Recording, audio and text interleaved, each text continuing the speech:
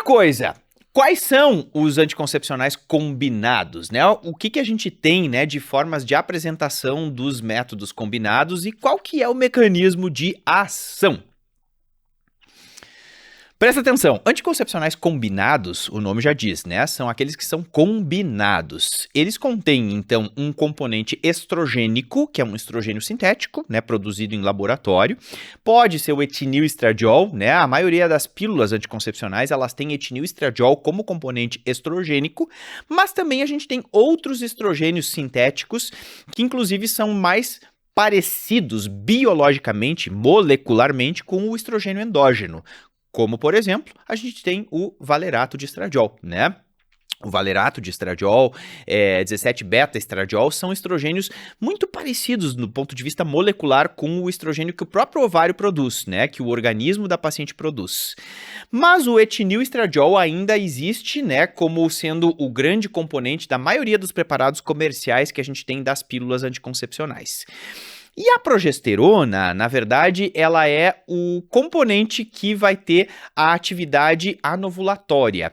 Então, a progesterona é um progestogênio que também é produzido em laboratório. A gente tem vários tipos, né?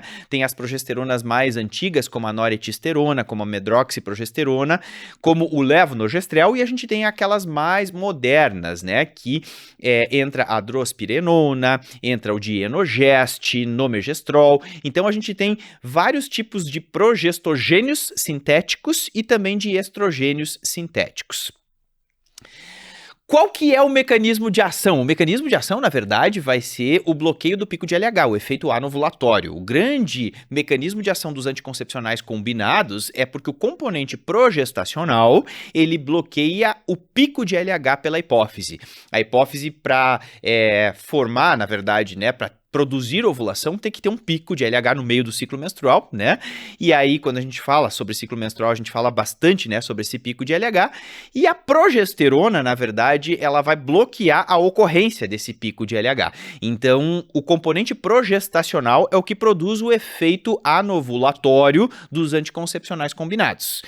Tanto que, se a gente for ver, né, os métodos hormonais todos têm que ter a progesterona, porque é ela justamente que vai bloquear o pico de LH.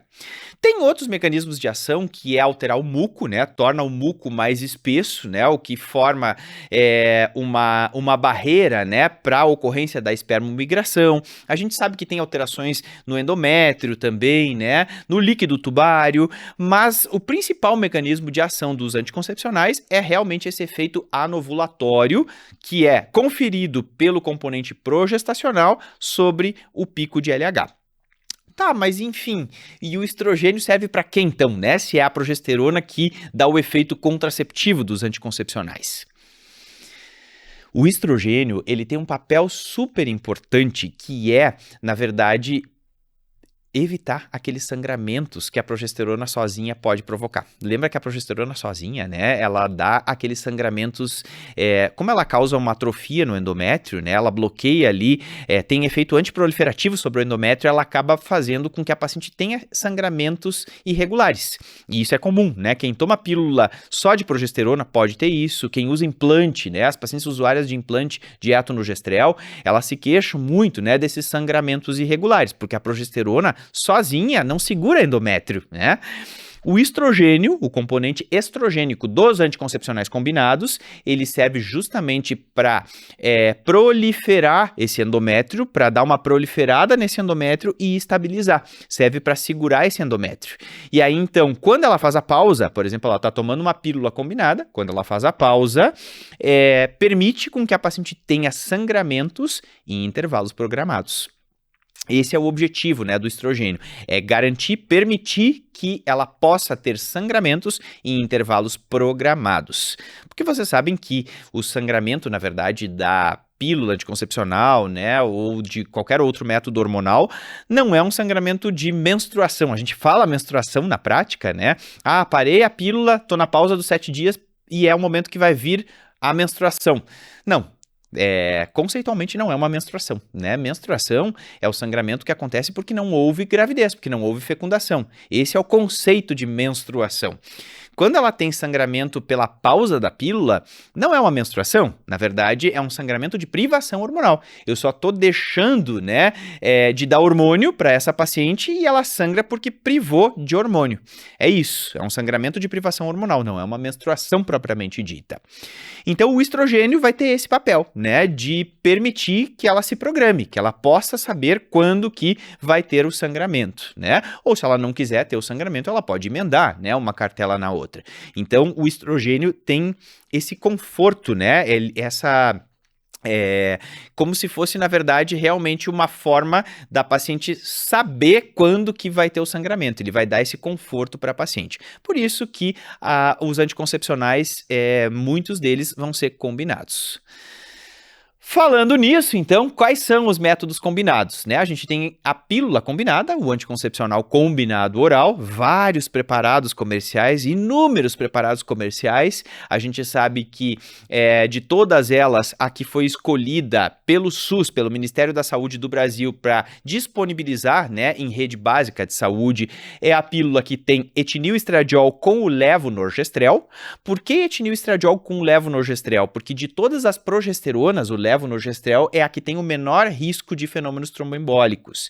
Então, comparando, né, o desogestrel com o gestodeno, por exemplo, ou com até com ciproterona, com outras progesteronas, né, o levonorgestrel é o que tem o menor risco de fenômenos tromboembólicos. Por isso que é aquela que é disponibilizada pelo SUS, né, pelo Ministério da Saúde.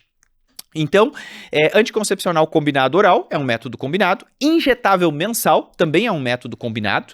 O injetável mensal, ele tem um componente estrogênico, que não é o etinil, né? Os preparados comerciais que a gente tem no Brasil para injetáveis mensais, eles contêm valerato de estradiol, tem alguns preparados com enantato de estradiol também, mas não é o etinil estradiol que tem na maioria das pílulas anticoncepcionais. Tem pílulas de valerato também? Com certeza, tem também, né?